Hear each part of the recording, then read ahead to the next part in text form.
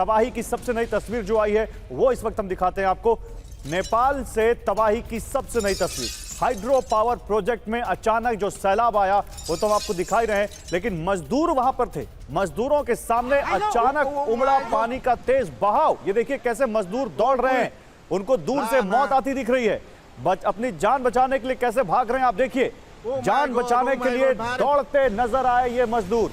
ये नेपाल में hydro power project की तस्वीर है। आपको मालूम है कि कितने सारे हाइड्रो पावर प्रोजेक्ट नेपाल में इस बाढ़ में, इस तबाही में बह गए, इस प्रलय में वो बिल्कुल जलमग्न हो गए, तबाह हो गए। सैकड़ों लोगों के बारे में अभी तक जानकारी नहीं मिल रही है, कई सारे लोगों की मौत की खबर है। लेकिन इसी बीच इन मजदूरों का हाल देखिए, कैसे ये मजदूर अपने सामने, अपनी आंखों के आगे देख रहे हैं कि सामने देखो सैलाब के रूप में मौत आ रही है। कैसे ये ऊंची जगहों पर जाने के लिए दौड़ रहे हैं, आप ये तस्वीरें देखिए।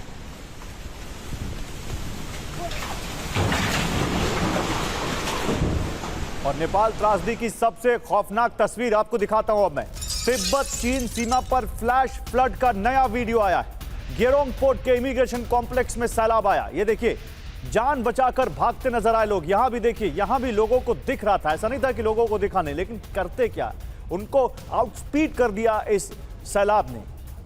जान बचाते भागते दिख रहे हैं लोग, तिनके की तरह, ताश के पत्तों की तरह। ये पोर्ट, इसका इंफ्रास्ट्रक्चर, यहां पर लगे अलग बड़े बड़े एस्टैब्लिशमेंट कैसे ढह गए आप देखिए। कैसे वहां पर जो गाड़ियां खड़ी हैं वो वहां पर खिलौनों की तरह बहती दिखी हैं। ये है इस सैलाब की इंटेंसिटी जो कल आया है। 26 अगस्त 2026 को नेपाल में इस सैलाब ने कितनी तबाही मचाई है, ये तस्वीरें देखिए आप। और हालांकि इस बीच खबर यह है कि नेपाल में तबाही के बाद रेस्क्यू ऑपरेशन तेज कर दिया गया है। सैलाब में फंसे लोगों को बचाने की कोशिश हो रही है। नेपाली सेना सैलाब से लोगों का रेस्क्यू कर रही है। नेपाली सेना ने अब तक 336 लोगों को एयरलिफ्ट किया है। देखिए, हेलीकॉप्टर से लोगों को एयरलिफ्ट किया जा रहा है। 6 देशों के 45 विदेशी नागरिकों को भी इस दौरान बचाया गया है। और नेपाल के आपदा प्रभावित इलाकों में पहुंचा टीवी9 भारतवर्ष। नेपाल के नुआकोट से आकाश वत्स की ग्राउंड रिपोर्ट हम दिखा रहे हैं आपको। नुआकोट जिले के त्रिशूली बाजार पहुंचा टीवी9। बाढ़ के बाद बैंक, रेस्टोरेंट, होटल सब तबाह हो गए।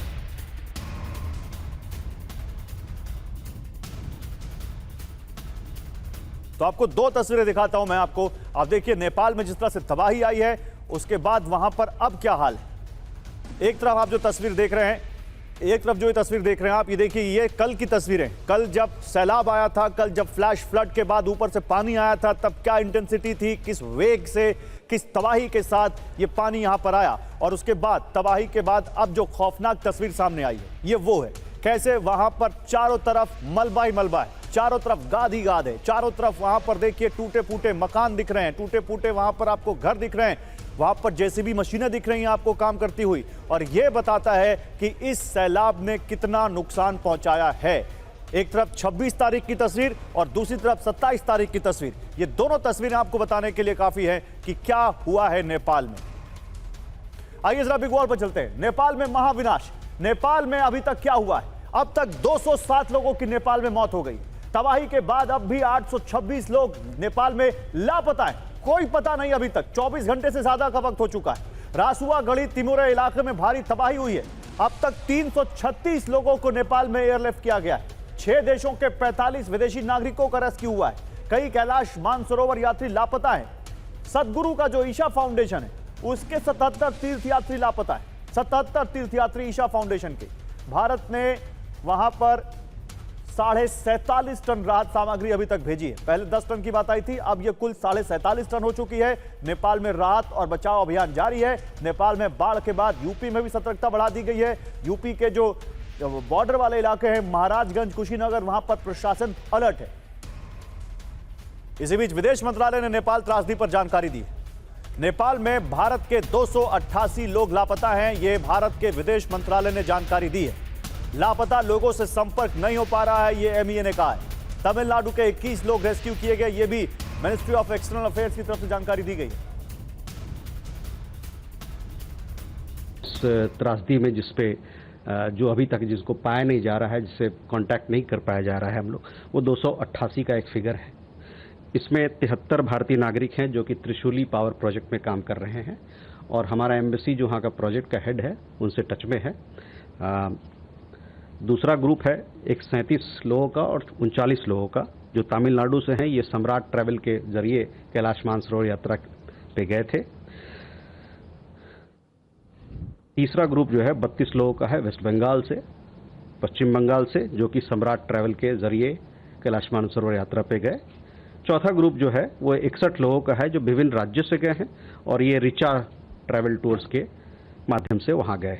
और पांचवा जो ग्रुप है जिसके बारे में मैं जिक्र कर रहा था पहले, वो 33 भारतीय नागरिकों का है जो केरल से हैं।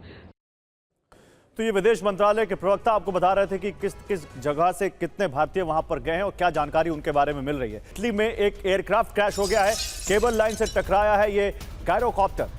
हादसे में 2 लोगों की मौत हो गई। ये देखिए, ये एक गायरोकॉप्टर है, एक तरह का विमान है ये, जो इटली में क्रैश हो गया। केबल लाइन से टकरा गया ये गायरोकॉप्टर और उसके बाद देखिए कैसे उसमें हवा में आग लग गई और आग का गोला बनकर नीचे गिर गया। हादसे में 2 लोगों की मौत हो गई।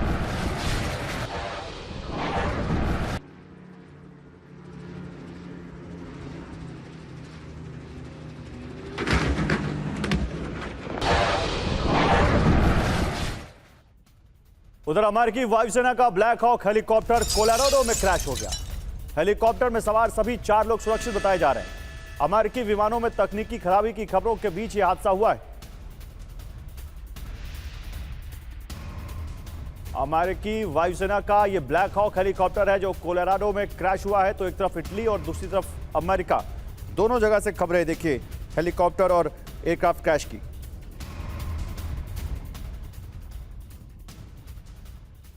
लेबनान से बड़ी खबर है। लेबनान पर इजरायली सेना ने भीषण हमला किया है। एक साथ लेबनान के कई इलाकों में एयर स्ट्राइक की है। वादी अल सलूकी से लेकर शकरा तक तबाही मची है। तो लेबनान में देखिए कैसे यहां पर एक साथ कई इलाकों में इजरायल की सेना ने स्ट्राइक की है। ये सदर्न लेबनान की तस्वीरें आप देख रहे हैं जहां पर वादी अल सलूकी से लेकर शकरा तक तबाही मचा दी है इजरायल ने। उधर लेबनान के जंगी फ्रंट पर उतर सकती है तुर्की की सेना। तुर्की से सैन्य मदद लेने की तैयारी में है लेबनान। इजरायल के ताबड़तोड़ हमलों से लेबनान की हालत खराब।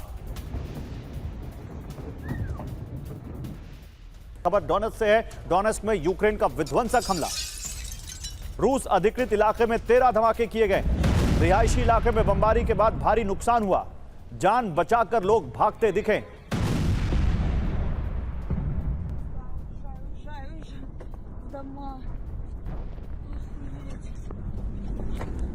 तो डोनेट्स्क में देखिए हम दिखा रहे हैं आपको किस तरह से रिहायशी इलाके में रूस के कंट्रोल्ड इलाकों पर हमला किया गया है यूक्रेन की तरफ से और वहां पर लोग भागते दिखे हैं। थोड़ी देर पहले की तस्वीरें हैं। देखिए कैसे वहां पर धुएं का गुबार दिख रहा है, कैसे वहां पर हमला किया यूक्रेन ने, ये उसकी तस्वीरें।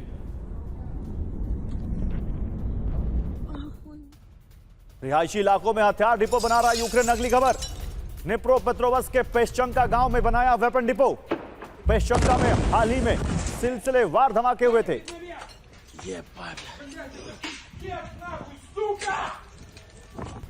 और रूस का गेरान 5 ड्रोन से विध्वंसक हमला। चेरनीहिव में आत्मघाती ड्रोन गेरान 5 से अटैक। हमले के बाद उठा आग और धुएं का बड़ा गुबार।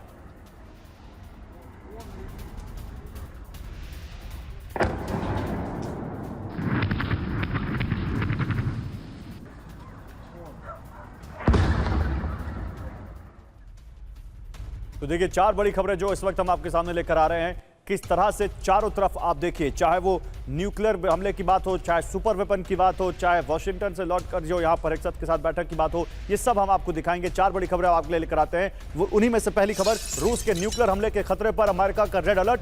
युद्ध में पिछड़ने पर रूस की ओर से बड़े कदम उठाने की आशंका। CIA चीफ रैडक्लिफ ने रूसी अधिकारियों को चेतावनी दी। रैडक्लिफ ने कहा परमाणु हमले की गलती ना करे रूस। CIA निदेशक जॉन रैडक्लिफ का अचानक मॉस्को दौरा। हमने आपको बताया था कि जॉन रैडक्लिफ अचानक मॉस्को पहुंच गए हैं। आखिर क्या होने वाला है? तो यहां पर CIA ने कहा कि परमाणु हमले की गलती ना करे रूस। तो क्या रूस किसी परमाणु अटैक की तैयारी कर रहा है? ये बड़ा अपडेट है। अमेरिका की रूस को चेतावनी। यूक्रेन से जंग को और तेज करने पर विचार कर सकता है रूस। जंग के लंबे खिंचने की वजह से रूस के आक्रामक रुख का खतरा है। रूस की ओर से परमाणु हथियारों के इस्तेमाल की आशंका है। अमेरिका ने रूस को न्यूक्लियर वेपन का इस्तेमाल नहीं करने की सलाह दी है, सलाह नहीं बल्कि चेतावनी दी है। यूक्रेन के पश्चिमी सहयोगियों पर भी रूस के हमलों की आशंका है। अमेरिका के कहने पर रैटक्लिफ के मॉस्को दौरे के बीच कीव ने हमले रोके, यानी जब रैटक्लिफ वहां पर थे तो कीव ने मॉस्को पर हमला नहीं किया। इसी बीच एक और बड़ी खबर है, यूक्रेन पर टैक्टिकल न्यूक्लियर वेपन से हमले की आशंका है। अंतिम विकल्प के तौर पर परमाणु स्ट्राइक की आशंका है। रूस के नए हमले पर ब्लूमबर्ग की रिपोर्ट में दावा है। रूस यूक्रेन शांति वार्ता पूरी तरह बेनतीजा, ब्लूमबर्ग कह रहा है। पुतिन ने यूक्रेन के साथ समझौते से इनकार किया। तो यूक्रेन पर भी परमाणु हमले का खतरा है क्या? यूक्रेन में पुतिन के टैक्टिकल न्यूक्लियर वेपन से हमले की आशंका है। सारे विकल्प खत्म होने पर क्रेमलिन कर सकता है परमाणु स्ट्राइक। ब्लूमबर्ग की रिपोर्ट में युद्ध खत्म करने की बातचीत ठप होने का दावा। पुतिन ने किसी भी तरह की रियायत देने से साफ तौर पर इनकार किया है। कीव समेत कई यूक्रेनी शहरों के इंफ्रास्ट्रक्चर पर बड़े हमले की तैयारी है। अब ब्लूमबर्ग जो कह रहा है ये तो वेस्टर्न मीडिया है, लेकिन हमारे एक्सपर्ट क्या मानते हैं, आइए जल्दी से उनसे बात करते हैं।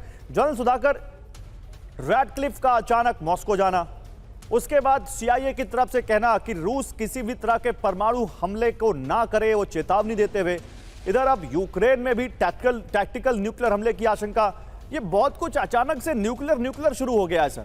आप इसको कैसे देखते हैं?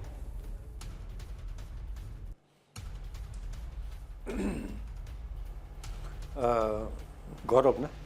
जी सर। गौरव नमस्कार, तहे दिल से धन्यवाद आपको और मेरे जो डिस्टिंग्विश्ड को पैनलिस्ट साहब हैं उनको भी बधाई देता हूं। आपको व्यूअर्स को भी शुभकामनाएं। न्यूक्लियर तो शुरू से ही चलते आ रहा था, लेकिन उसको आप कह सकते हो ब्रिंकमैनशिप था।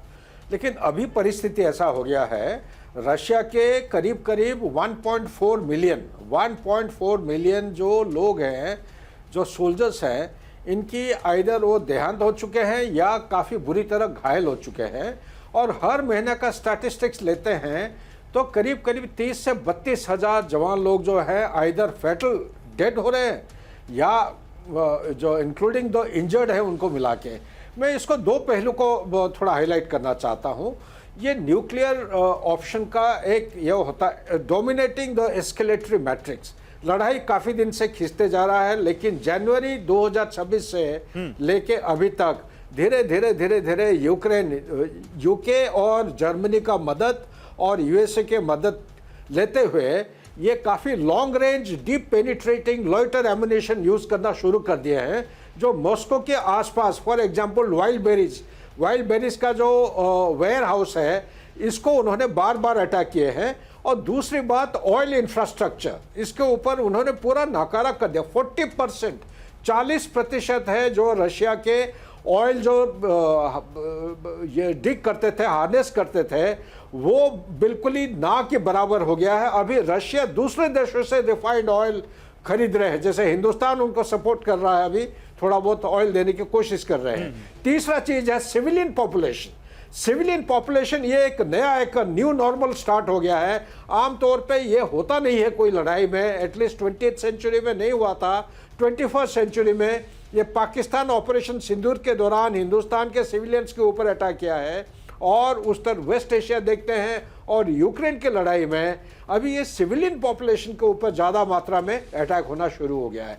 ऐसा जब परिस्थिति होता है, ग्राउंड ऑपरेशन जो रशिया का था, करीब उन्होंने 20% ग्राउंड को ऑक्यूपाई कर रखे हैं, क्रीमिया समेत, और ये ऑपरेशन आगे की तरफ बहुत धीमी गति से प्रोग्रेस कर रहा है। लेकिन ओडेसा एक जगह है, ओडेसा के ऊपर दे दबा के वो अटैक करते जा रहे हैं, क्योंकि ओडेसा उनका इंपोर्ट और एक्सपोर्ट का एक पोर्ट है। उससे 90% करीब एग्रीकल्चरल प्रोडक्ट आउट होते हैं, और जो इंडस्ट्रियल प्रोडक्ट है करीब 70% वहां से आउट होता है। उस पोर्ट को उन्होंने अटैक करना शुरू कर दिए हैं। फिर भी यूक्रेन बंद नहीं हो रहा है। Ukraine long distance deep penetrating loiter ammunition से मॉस्को के ऊपर अटैक कर रहा है, जो भी काफ़ी नुकसान पहुंचा रहा है रशिया के ऊपर। सिविलियंस के ऊपर भी काफ़ी मात्रा में पनिशमेंट एक बढ़ते जा रहा है। इसकी वजह से हो सकता है कि पुतिन के पास कोई ऑप्शन नहीं है। एक ऑप्शन इसका।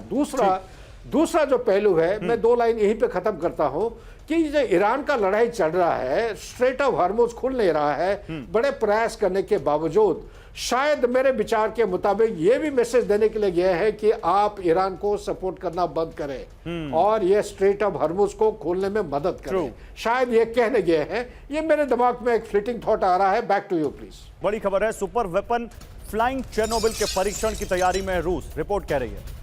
न्यूक्लियर टेस्ट साइट नोवाया ज़ेमेलिया में हलचल बढ़ गई।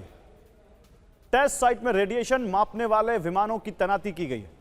2025 में बोरीवेशनिक मिसाइल टेस्ट से पहले किए गए थे ऐसे ही इंतजाम। रूस के सुपर वेपन पर नेक्स्टा की यह सनसनीखेज रिपोर्ट है। तो सुपर वेपन लॉन्च करने की तैयारी में जंग के बीच रूस, ये जंग के बीच वेपन लॉन्च मैसेजिंग है या उससे कहीं ज्यादा? देखिए, महाविनाशक फ्लाइंग चेर्नोबिल के परीक्षण की तैयारी में है रूस। रूस की न्यूक्लियर टेस्ट साइट नोवाया ज़ेमेलिया में ही हो सकता है टेस्ट। नोवाया ज़ेमेलिया में रेडिएशन मापने वाले 3 विमान एक्टिव हुए।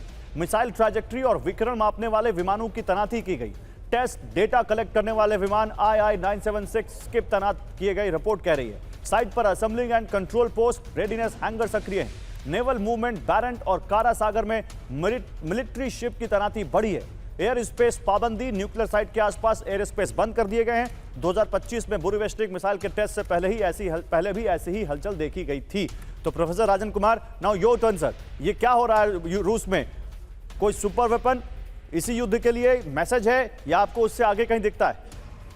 देखिए, ये जो बोरीवेशनिक मिसाइल, इसमें जो फ्लाइंग चेर्नोबिल जिसको बोला जा रहा है, उसमें सबसे उसका एडवांटेज ये बताया जा रहा है गौरव कि इसमें न्यूक्लियर पावर्ड होगा और इसको लो लेवल पे, चूंकि क्रूज मिसाइल होगा तो इसको लो लेवल से आप फ्लाई कर सकते हैं, तो वैसे में डिटेक्शन के चांसेस इत्यादि थोड़े कम हो जाते हैं। तो इसलिए लेकिन चूंकि न्यूक्लियर पावर्ड है तो इसका मतलब है कि उसमें फिर एनर्जी भी अनलिमिटेड है, जहां तक चाहे जब तक चाहे उसको स्काई में फ्लाई कर सकता है। इस पॉसिबिलिटी का वो एक तरह से एक्सपेरिमेंट करने की कोशिश कर रहे हैं और रूस के पास ऐसी क्षमता है, इसमें कोई शक नहीं है। और इसका प्रयोग मुझे लगता है कि यूक्रेन को देख के नहीं किया जा रहा है, ये एक लॉन्ग टर्म प्लानिंग है, क्योंकि यूक्रेन पे तो कोई भी मिसाइल चाहे तो और मार भी रहा है, आपने देखा कि सब जगह। इसका मतलब है कि वो यूरोप को टारगेट करने की कोशिश करेगा या फिर अमेरिका को टारगेट करने की कोशिश करेगा जब भी इस ढंग की लड़ाई एस्केलेट होती है। तो फ्लाइंग चेर्नोबिल का मतलब है कि एक लॉन्ग टर्म फ्यूचर एक मिसाइल जो सबसे, मैं आपसे कुछ और पूछ रहा हूं। फ्लाइंग चेर्नोबिल हो सकता है यूक्रेन के लिए ना हो, लेकिन मिड ऑफ द वॉर अगर इतना बड़ा वेपन यहां पर टेस्ट कर रहा है रूस, तो मैसेज क्या है यहां से? अगर यूक्रेन के लिए नहीं तो अमेरिका के लिए होगा कोई मैसेज? नहीं, मुझे लगता है कि अभी अमेरिका जाने से पहले रूस चाहेगा कि वो यूरोप को कंट्रोल कर पाए, हाँ। यूरोप पे दबाव बना पाए, तो उसकी तैयारी है, यूरोप की तैयारी है उसकी, जिसमें आप जानते हैं कि अभी काफी एस्केलेट हो रहे हैं। रेडक्लिफ का भी आना है कि उससे जो मैसेजिंग हुई है, और फिर जिस ढंग से ब्रिटेन और रूस में जिस ढंग के अभी एक तरह से वॉर ऑफ वर्ड चल रहा है, तो वैसे में यूरोप को एक तरह से धमकाने की कोशिश हो रही है। और इस जो फ्लाइंग चेर्नोबिल या जो भी अभी प्लानिंग चल रहा है रूस का, उसमें एक तरह से यूरोप को कंट्रोल करने, यूरोप पे दबाव बनाने की कोशिश हो रही है। ठीक है सर, आप रहिए मेरे साथ। इसी बीच देखिए, एक और बात यहां पर सामने आ रही है पुतिन से जुड़ी हुई। पुतिन के विमान की सीक्रेट उड़ान से हड़कंप मच गया है। CIA चीफ के दौरे के बाद पुतिन की सीक्रेट यात्रा, उड़ान की मंजिल को लेकर कोई जानकारी नहीं मिल रही है। पुतिन के विमान की अचानक उड़ान से हलचल, रूसी टेलीग्राम चैनल की यह रिपोर्ट है। तो पुतिन के विमान की सीक्रेट उड़ान देखिए। CIA चीफ के दौरे के तुरंत बाद पुतिन के विमान ने भरी रहस्यमय उड़ान। क्रेमलिन में बैठकों के बाद पुतिन का विमान अज्ञात दिशा में रवाना हो गया। मॉस्को से उड़ान भरने के बाद पुतिन के विमान की लोकेशन गुप्त रखी गई। पुतिन के सीक्रेट मूवमेंट पर दुनिया भर की खुफिया एजेंसियों का अलर्ट है।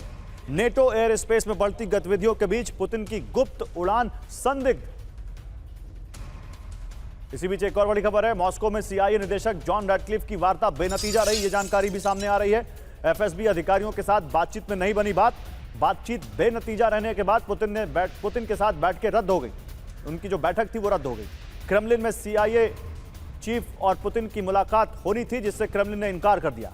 रैडक्लिफ ने सैन्य और खुफिया रणनीति पर चर्चा की थी।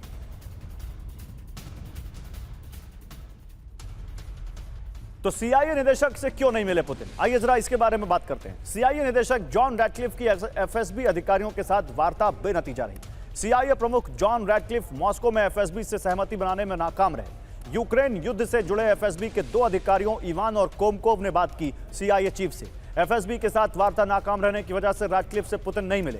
क्रेमलिन ने जॉन रैडक्लिफ की पुतिन के साथ मुलाकात से इनकार किया। एफएसबी अधिकारियों और रैटक्लिफ के बीच सहमति के बाद ही मिलने वाले थे पुतिन, ये जानकारी सामने आ रही थी। जनरल सुधाकर, आपका एक स्ट्रैटेजिस्ट के तौर पर क्या इस पे थॉट प्रोसेस है? एकदम से CIA चीफ का मॉस्को पहुंचना यह अपने आप में एक बड़ी चौंकाने वाली घटना थी। उससे ज्यादा चौंकाने वाली घटना यह है कि मॉस्को जाने के बावजूद पुतिन ने रैटक्लिफ से मुलाकात नहीं की। आप इसको कैसे देखते हैं?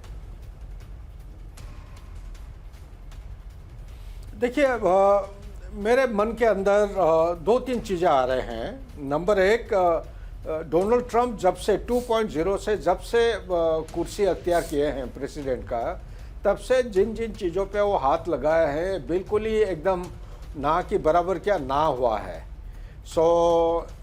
ईरान का लड़ाई के बारे में जो उन्होंने वादा किया था उनके कैंपेनिंग, इलेक्शन कैंपेनिंग सीजन में, कि 2 लड़ाई के अलावा तीसरी लड़ाई या नई लड़ाई वो शुरू नहीं करेंगे, वो ना बोलने के बावजूद उन्होंने एक बार किया पिछले साल 12 दिन की लड़ाई, इस बार 40 दिन का वो एरियल बम्बार्डमेंट किए, फिर पहुंच किया, फिर उन्होंने MOU साइन किए, MOU उसको पूरा उसका नाकारा कर दिए, फिर उसके बाद उन्होंने 13 जुलाई से लेके लास्ट तक 31 जुलाई तक फिर से फायरिंग किया, उसके बाद बीच में ब्लॉकेड किए। तो ये जो लंबा खींचते जा रहा है ईरान का लड़ाई, ये उनका और उनका जो इलेक्शन है, मिड टर्म इलेक्शन, ये मिड टर्म इलेक्शन एक बहुत इंपॉर्टेंट इलेक्शन है। मुझे लग रहा है कि ये रशिया की मदद या रशिया को बोलने के लिए आए हैं। जिस तरह वो 2020 को हुआ था इलेक्शन, उसमें काफ़ी एलिगेशन थे कि इलेक्शन में काफ़ी उनका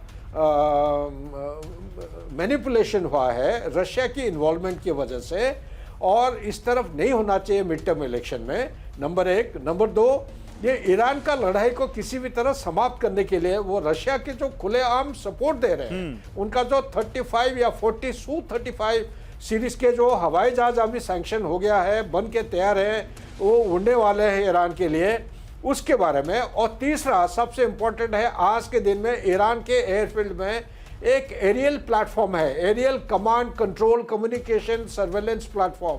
ये प्लेटफॉर्म होता है एक हवाई जहाज के अंदर, और ये तब इस्तेमाल होता है जब न्यूक्लियर वॉर की अंदेशा रहता है, और कोई देश में शायद इस तरह मिलेगा नहीं, लेकिन ईरान के अंदर इस किस्म के हवाई जहाज होना एक नया संकेत देता है। हो सकता है कि ईरान जो है न्यूक्लियर बॉम्ब उधर तैयार कर रहा है। उनका जो सुप्रीम लीडर है उन्होंने बता दिया है कि न्यूक्लियर बॉम्ब अगर होगा तो बाकी जो देश है हमारे खिलाफ कोई अटैक नहीं करेगा। तो ये इसका जो सपोर्ट है, ये रशिया का सपोर्ट ईरान को जो खुलेआम मिल रहा है, इसके लिए शायद उनको संकेत देने के लिए आए हैं। मेरे मन में यही आ रहा है, थॉट प्रोसेस हो सकता है मेरे जो डिस्टिंग्विश्ड को पैनलिस्ट साहब हैं वो कुछ वैल्यू ऐड कर सकते हैं। ठीक है सर, इसी बीच देखिए कुछ बड़ी खबरें, फिर जाएंगे हम सर के को पैनलिस्ट के पास, यानी प्रोफेसर राजन कुमार के पास। मॉस्को दौरे के बाद रैटक्लिफ की बैठकें तेज, वॉशिंगटन लौटकर हेक्सेथ के साथ सीक्रेट बैठक की है CIA चीफ ने। हेक्सेथ कौन है? हेक्सेथ वॉर मिनिस्टर हैं, वॉर सेक्रेटरी हैं अमेरिका के। व्हाइट हाउस की बैठक में जनरल डैन केन भी शामिल हुए। आज ब्रसेल्स में नेटो प्रमुख से मिलेंगे कोल्बी। रूस दौरे के बाद US नेटो में हलचल काफी बढ़ गई है। तो वॉशिंगटन और नेटो में बैठकों का दौर। CIA निदेशक जॉन रैटक्लिफ के मॉस्को से लौटते ही एक उच्च स्तरीय बैठक हुई है। वॉशिंगटन में जॉन रैटक्लिफ की शीर्ष सैन्य अधिकारियों के साथ बैठक में पीट हेक्सेथ और जॉइंट चीफ्स के अध्यक्ष जनरल डैन मौजूद थे। ब्रसेल्स में राजदूतों से मिलेंगे अमेरिकी रक्षा उप सचिव कोल्बी और मार्क रूटे। नेटो पर रूस के इरादों को लेकर अमेरिका गंभीर दिख रहा है। उधर बेलारूस ने अचानक शुरू की है विध्वंसक जंग की तैयारी। सुरक्षा परिषद ने दी सैन्य मुस्तैदी की जानकारी। यूक्रेन की उत्तरी सीमा के पास रूस की सैन्य तैनाती। चेरनीहिव पर नए मोर्चे की आशंका से तनाव बढ़ गया है। नेटो की एकजुटता और पूर्वी मोर्चे को परखने की रणनीति।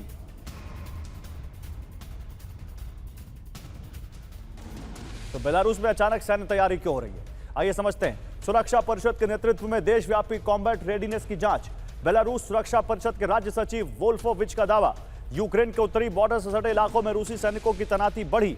चेरनीहिव की तरफ रूस की ओर से नया मोर्चा खोलने की आशंका। नेटो की एकता और क्षमता को आजमाने का प्लान। सैन्य हलचल से पश्चिमी देशों से मनचाही शर्तें मनवाने की रणनीति। प्रोफेसर राजन कुमार, अब ये बेलारूस फिर से एक्टिव हो गया। मतलब साल 2 साल ये सोते रहते हैं, फिर एक दिन अचानक एक्टिव हो जाते हैं। क्या इससे भी यूरोप वाला जो टेंशन है उसके डॉट्स कनेक्ट होते हैं? जी गौरव, देखिए ये रेड क्लिफ, जैसा कि सुधाकर सर बता रहे थे, बहुत अच्छे से समझा रहे थे कि रेड क्लिफ का जो यात्रा है बहुत ही इंपॉर्टेंट है अगर देखेंगे उसका स्ट्रेटजिक पर्सपेक्टिव से, क्योंकि देखिए देख तो रेड क्लिफ बहुत यात्रा नहीं करते हैं, जो दूसरे सेक्रेटरी इत्यादि यात्रा करते हैं। वो 2021 में मुझे जहाँ तक याद है पहले उससे इससे पहले वो रूस में यात्रा में गए थे। तो उनका यहाँ पे इसमें वार के समय जाने का मतलब सीधा मकसद है कि एक बहुत ही important message Trump in Red Cliff के माध्यम से पुतिन को भेजने की कोशिश करें। ये अलग बात है कि पुतिन से मीटिंग नहीं हुई, लेकिन एफएसबी जो बहुत ही इंपॉर्टेंट एक बॉडी है उनका, उनके साथ उनकी मीटिंग हुई है। तो इसमें 3 मैसेजेस बहुत ही इंपॉर्टेंट होते हैं। एक तो कि ईरान को लेकर, जैसा कि सुधाकर सर ने समझाया कि ईरान में क्या पॉसिबिलिटीज है कि रूस के माध्यम से क्या ईरान पर दबाव बनाया जा सकता है और संधि के या सीज फायर के एग्रीमेंट के लिए क्या बातचीत कर सकते हैं। दूसरा जो महत्वपूर्ण है वह है कि यूरोप में खासकर संभावना यह बताया जा रहा है गौरव, यूरोप के जो अखबार इत्यादि जो दूसरे माध्यम में, कि रूस की तैयारी चल रही है, क्योंकि रूस ड्रोन के युद्ध में थोड़ा पीछे पड़ रहा है और उसके जितने डैमेजेस हो रहे हैं तो रूस के पास बहुत ज्यादा ऑप्शंस नहीं बच रहे हैं। तो वैसे में रूस कोशिश कर सकता है कि ईस्टर्न यूरोप और खासकर जो बाल्टिक स्टेट्स हैं, लाटविया, एस्टोनिया इत्यादि देश, वहां पे वो अपनी कुछ कार्रवाई करे।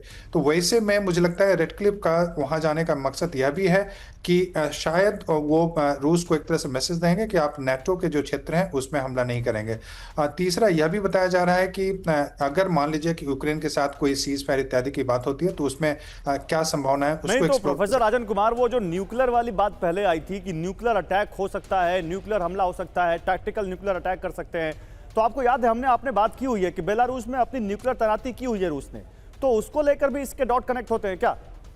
जी बिल्कुल, बेलारूस में करने का मतलब जो भी मिलिट्री एक्टिविटी होता है उसका सीधा मतलब गौरव यह होता है कि आप यूरोप पे दबाव बनाने की कोशिश कर रहे हैं, क्योंकि सीधा बेलारूस के जो बॉर्डर एरियाज हैं आप जानेंगे यूरोप से सीधा उस कनेक्ट होता है और वहां पे टैक्टिकल न्यूक्लियर मिसाइल का मतलब है एक तरह से यूरोप को धमकी देने की कोशिश हो रही है। मुझे यह तो नहीं लगता है कि रूस न्यूक्लियर अटेम्प्ट तैयारी कर रहा है, नेटो पे इस ढंग के हमले की तैयारी कर रहा है, लेकिन यह जरूर है कि बेलारूस के डॉट्स कनेक्ट करेंगे।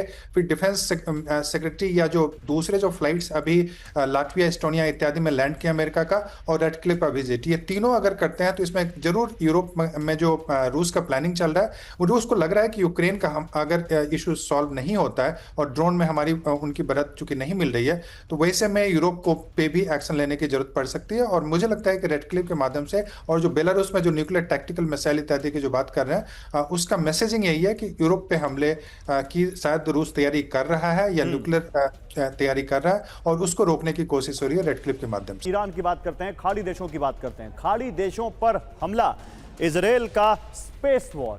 स्पेस वॉर क्यों, आपको आगे पता चलेगा। सेंट्रल ईरान में अचानक सैन्य हलचल बढ़ गई है, दिखाइए पीसीआर। याज प्रांत में कई मिलिट्री यूनिट तैनात हैं, रिपोर्ट कह रही है। इमाम हुसैन स्क्वायर की बढ़ाई गई है सुरक्षा। IRGC की स्पेशल फोर्स और फतेहीन यूनिट हाई अलर्ट पर है। ईरान पर हॉर्मुज लेटर की रिपोर्ट।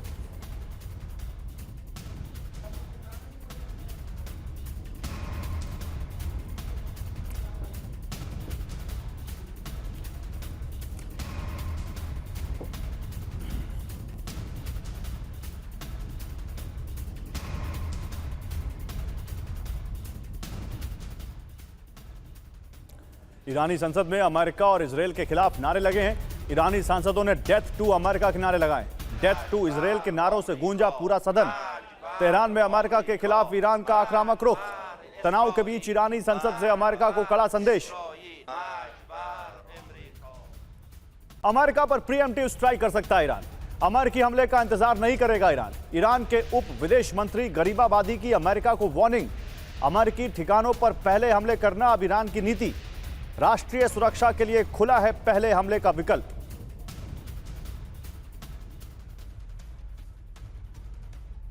तो राष्ट्रीय सुरक्षा के लिए प्रीएम्प्टिव स्ट्राइक कर सकता है ईरान। ईरान के उप विदेश मंत्री काजिम गरीबाबादी की बड़ी वार्निंग। अमेरिका के खिलाफ पहले हमला करने का विकल्प खुला है। अब ईरान पहले की तरह अमेरिकी हमले का इंतजार नहीं करेगा। ईरान अब परिस्थितियों का आकलन कर सीधे अमेरिकी बेस पर हमले करेगा। जॉन सुधाकर, इस पर आपका क्या मानना है? यह भी केवल डराने की, एक मैसेज देने की रणनीति है या वाकई ऐसा होगा? नहीं, देखिए, ईरान का अगर आप पिछले साल से लेके अभी तक उनका एक टर्म बोलते हैं neuro linguistic programming, neuro linguistic programming उनके चंद एक लीडर्स का अगर आप अप्लाई करते हैं, एक चीज़ सामने उभर के आता है कि ये जो कहते हैं वो करते हैं। वो डोनाल्ड ट्रंप की तरह नहीं, कुछ सुबह बोल दिया फिर दोपहर को चेंज, फिर रात को और कुछ, तो अगला दिन सुबह चेंज हो गया और कुछ आता है। तो ईरान जो कहता है वो करेंगे, ये पक्का, इसमें उनके पास काबिलियत है। लोग बहुत ये डाउट में लेते हैं कि ईरान के पास काबिलियत है कि नहीं, उसका तो आधे से ज़्यादा ख़त्म हो गया। देखिए, जितना ख़त्म हुआ है उसका एक सर्च कैपेबिलिटी होता है। सर्च कैपेबिलिटी जो नॉर्मल पीस टाइम में मैन्युफैक्चरिंग कैपेबिलिटी, चाहे आपका शाहिद 136 हो या बैलिस्टिक मिसाइल हो या क्रूज मिसाइल हो, कैपेबिलिटी में बता देता हूँ। पहले कितना था मैं भूल गया हूँ, लेकिन आज के दिन में Shahed 136 daily, every day they are producing 400 drones जो किलर ड्रोन्स हैं। इसी तरह जो मिसाइल कैपेबिलिटी 30 था, एक महीने में 30 करते थे, एक साल में 360। आप सुन के हैरान होंगे कैसे हो रहा है, मुझे नहीं पता है। मेरे पास जो सोर्स खबर दे रहे हैं वो कह रहे हैं एक महीने में 360 प्रोड्यूस कर रहे हैं। ये असंभव है, लेकिन उनका हो रहा है। लोग जो डील कर रहे हैं कह रहे इतना काबिलियत है। और तीसरी बात मैं बोल देना चाहता हूं, इनके पास एक आईसीबीएम अंडर एडवांस डेवलपमेंट है। ICBM inter continental ballistic missile, यानी कि ये 10 से 15,000 किलोमीटर तक कवर हो सकता है। सिर्फ ईस्ट कोस्ट ऑफ अमेरिका नहीं, बल्कि हिंटरलैंड, डेनवर, अटलांटा, ये पूरा नीचे तक जाएगा, टेक्सास तक, कुछ कुछ जगह है वो कैलिफोर्निया, सियाटल, मतलब वेस्ट कोस्ट तक पहुंचने का काबिलियत है। ये भी खबर लग रहा है मेरे को, इसको कोरोबोरेट करना निहायत जरूरी है कि उसको उन्होंने स्पीड अप कर दिया है, बहुत तेजी से उन्होंने बढ़ा दिया है। जो काम 3 साल 4 साल में होता है वो बहुत तेजी रफ्तार से उसको कर रहे हैं। प्लस न्यूक्लियर बॉम्ब के लिए 3 चीजें होना जरूरी है। एक है ट्रिगर मैकेनिज्म, दूसरा है आपका डिलीवरी सिस्टम, तीसरा है आपका ट्रिगर मैकेनिज्म, डिलीवरी सिस्टम, और तीसरा है आपका जो वॉरहेड। ये तीनों में से वॉरहेड को छोड़ के बाकी चीजें उनके पास हैं, क्रूज और बैलिस्टिक मिसाइल।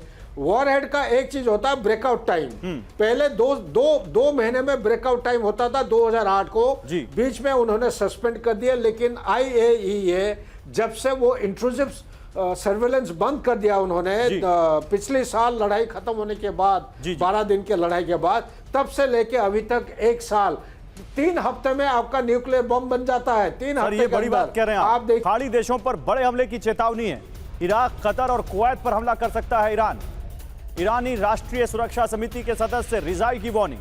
कुर्दिश PM बरजानी का दफ्तर मुख्य लक्ष्य। कतर, कुवैत को बताया अमेरिका का 51वां राज्य। और स्ट्रेट ऑफ हॉर्मूज में अब भी बिछी है माइंस। ओमान से सटे रूट में 150 माइंस बिछी हैं, एक रिपोर्ट कह रही है। अमेरिका के सहयोगी देशों की चेतावनी। हॉर्मूज पर ट्रंप के दावों को खारिज किया। हॉर्मूज पर ब्लूमबर्ग की रिपोर्ट।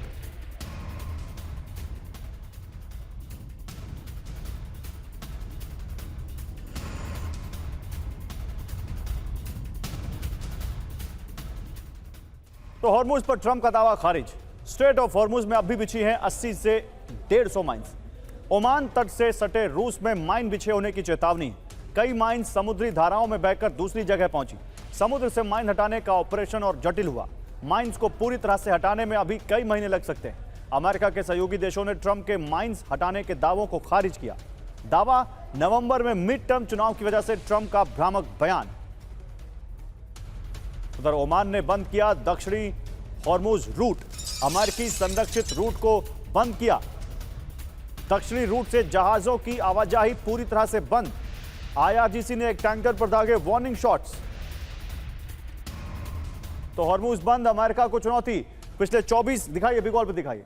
पिछले 24 घंटे से दक्षिणी हॉर्मूज पर पूरी तरह से दक्षिणी हॉर्मूज रूट पूरी तरह से बंद हो चुका है। ओमान ने अमेरिकी सुरक्षा वाले रूट को बंद किया है। अमेरिका संरक्षित टैंकरों की आवाजाही रोकी है। एक टैंकर पर IRGC ने वार्निंग के तौर पर गोलियां चलाई हैं। ईरान ओमान में एक अस्थायी मैरीटाइम रूट तैयार करने पर सहमति बनी है। देखिए, ये जो हम आपको दिखा रहे हैं, एक ये ईरानियन रूट है और यहां से जहां से यूएस का जो सिक्योरिटी एरिया था, जहां से यूएस शिपिंग लेन्स थी, इसको उन्होंने बंद किया है। यहां पर ये ओमान ने बंद किया है। लेकिन इस बीच लेबनान से बड़ी खबर है। लेबनान में इजरायली कोहराम IDF की एयर स्ट्राइक। तो दक्षिणी लेबनान पर इजरायल ने एयर स्ट्राइक की है। हिजबुल्लाह के ठिकाने पर कई बम गिराए। बमबारी में हिजबुल्लाह की पोस्ट तबाह हो गई। बिंत जबील और बनी हयान में जबरदस्त हमले किए हैं इजराइल ने। लेबनान में लगातार इजराइल की बमबारी, इजराइल के हमलों से दहल गया लेबनान। सरेबीन, नबातिये, अल-फवका और ख़याम में हमले किए गए। हिजबुल्लाह के ठिकानों पर बम बरसाए। उधर साउथ लेबनान में इजराइल की तबाही जारी है। नागरिकों के घर और इंफ्रास्ट्रक्चर ध्वस्त किए जा रहे हैं।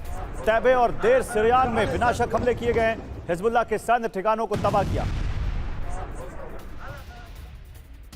दक्षिणी लेबनान में इजराइल ने जबरदस्त हमला किया। अली अल ताहिर हाइट्स पर मिसाइल हमला। हिजबुल्लाह के कई ठिकाने तबाह करने का दावा। अली अल ताहिर को लगातार टारगेट कर रहा है इजराइल। और स्पेस वॉर जिसकी हम बात कर रहे थे, स्पेस वॉर की तैयारी कर रहा है इजराइल। ऑर्बिट ग्लोबल स्ट्राइक की तैयारी में है इजराइल। अंतरिक्ष में पृथ्वी पर कहीं भी हमले की तैयारी। स्पेस वेपन पर तेजी से काम कर रहा है इजराइल। हारिड्स और क्लैश रिपोर्ट में दावा है। अब सोचिए, आपने हॉलीवुड मूवीज में देखा होगा और वो अब धीमे धीमे आपके सामने सच होता जा रहा है। स्पेस से धरती पर हमला, यह करने की तैयारी कर रहा है इजराइल।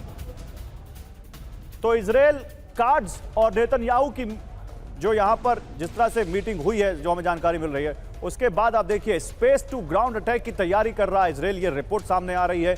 इस रिपोर्ट में और क्या कहा गया है? ऑर्बिट ग्लोबल स्ट्राइक हथियार बना रहा है इजराइल। रॉड्स फ्रॉम गॉड की रणनीति के साथ स्पेस वॉर की तैयारी। उपग्रह से विशाल टंगस्टन की छड़ें गिराने का फॉर्मूला। परमाणु विस्फोट के बिना बड़े इलाके को टारगेट करने की तैयारी। इजरायली रक्षा मंत्री कार्ड्स ने स्पेस वेपन की बात कही है। स्पेस वेपन के लिए $5.4 अरब के निवेश पर विचार है। यह बिल्कुल वैसा ही है जैसा रूस सुपर वेपन तैयार कर रहा है। प्रोफेसर राजन कुमार, एक तरफ वो भी कह रहे हैं कि देखो हमारे पास फ्लाइंग चेर्नोबिल आने वाला है, दूसरी तरफ ये कह रहे हैं हमारे पास रॉड्स फ्रॉम गॉड आने वाले स्पेस हथियार।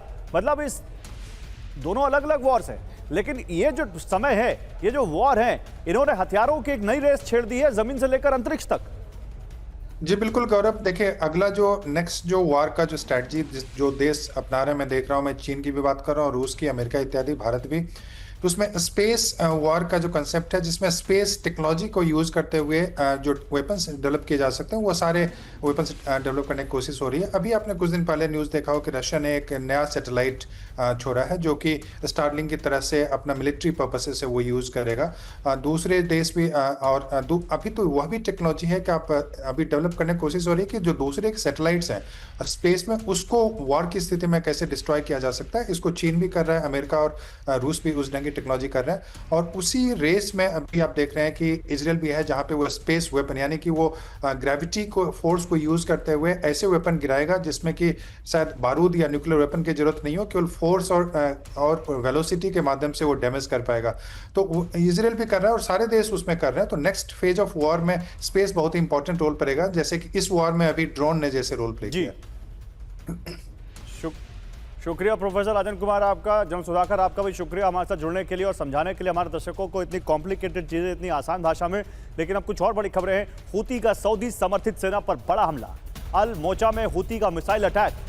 यमन के सैन्य ठिकानों पर बमबारी की है हूती ने। उधर यमन के मारिब में विध्वंसक हमला। सऊदी समर्थित मिलिशिया के ठिकाने टारगेट। हूती के मिसाइल इंटरसेप्ट किए गए।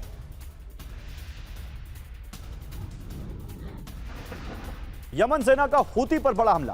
हूती ठिकानों और बैरकों पर ड्रोन हमले। फ्रंट लाइन पर हूती पर यमनी सेना का एक्शन। सेना का हूती के खिलाफ अभियान तेज। यमन के इब में हूती ने मार गिराया सऊदी ड्रोन। हवा में तबाह हुआ सऊदी का सैन्य ड्रोन। सऊदी के ड्रोन पर हूती के हमले का वीडियो। और नेपाल के नुआकोट में आया सैलाब अपने साथ सब कुछ बहा ले गया। जहां चहल पहल थी अब वहां सिर्फ मलबा है। तबाही के बीच हेलीकॉप्टर से रेस्क्यू किया जा रहा है। संवाददाता आकाश वत्स की रिपोर्ट देखिए। यहाँ जो लोग रेस्क्यू होकर आ रहे हैं, जिन्हें बचाकर लाया जा रहा है, वो कह रहे हैं कि वहाँ जितना कुछ था उसका सिर्फ 5% बचा है, बाकी कुछ भी नहीं बचा है। हेलीकॉप्टर का टेक ऑफ हो रहा है और यहीं से या तो राहत सामग्री भेजी जा रही है या फिर लोगों को वहाँ से लाया जा रहा है। और यहाँ जितने लोग खड़े हैं वो अपनों की तलाश में हैं। उन्हें इस बात की उम्मीद है कि अब जब हेलीकॉप्टर लैंड होगा तो उन्हें इस बात से राहत मिलेगी कि उनके परिजन सुरक्षित हैं। लगातार यहाँ से टेक ऑफ और लैंड का काम चल रहा है। ये मिलिट्री ट्रेनिंग कैंप का ग्राउंड है और इसी ग्राउंड में लगातार लोगों को लाया जा रहा है। तस्वीर दिखाइए कि जैसे ही एक हेलीकॉप्टर लैंड करता है वैसे ही कुछ लोग आपको दिखेंगे हाथों में थैला लिए, हाथों में बैग लिए। ये वो लोग हैं जो ऊपर फंस गए थे, या तो वो काम से गए थे, घूमने गए थे, या वो यहीं के रहने वाले हैं। वो लोग अब धीरे धीरे उन्हें लाया जा रहा है। तो नेपाल त्रासदी को लेकर टीवी9 की लगातार कवरेज जारी है। टीवी9 संवाददाता आकाश वत्स और video journalist Manish Doriyal ground zero पर मौजूद है। नेपाल में जहां तबाही वहां पहुंचा टीवी9 भारतवर्ष। काठमांडू से रसुआ जाने का जो एकमात्र रास्ता है वो रास्ता बाधित हो चुका है। नेपाल में जल विस्फोट, आकाश वत्स की रिपोर्ट। बहाव कितना तेज था, किस तरीके का बहाव था, ये सब कुछ यहां से दिखता है। नेपाल में प्रलय काल, ग्राउंड जीरो पर मनीष डोरियाल। नेपाल में तबाही बर्बादी, टीवी9 भारतवर्ष पर गवाही। नेपाल में दर्द का पहाड़, टीवी9 भारतवर्ष पर हर तस्वीर। कैमरा पर्सन मनीष डोबरियाल के साथ आकाश वत्स, त्रिशूली ढूंगा बाजार, नेपाल। कांग्रेस अध्यक्ष मल्लिकार्जुन खड़गे ने पीएम मोदी को लिखा पत्र, परिसीमन पर सर्वदलीय बैठक की मांग की। लोकसभा सदस्यों की संख्या 543 ही रहे, ये कहा है उन्होंने। अगले 25 साल तक 543 सीटें ही रखें। प्रस्ताव के लिए सभी को समय दें। पार्टियों और राज्य सरकारों को समय मिले। राज्यों की सदस्य संख्या ना बदली जाए, ये मांग की है मल्लिकार्जुन खड़गे ने परिसीमन पर पीएम मोदी को लिखे पत्र में।